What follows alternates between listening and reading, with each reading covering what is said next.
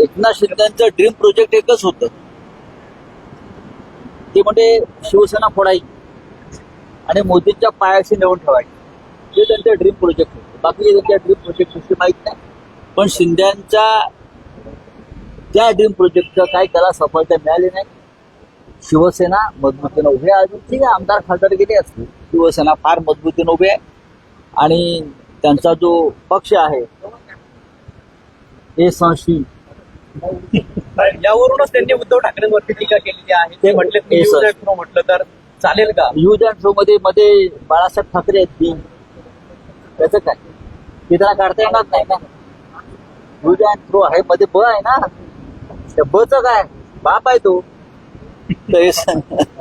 तर हे म्हणजे बाप आहे ना, तुम्ही कसं विसरतात.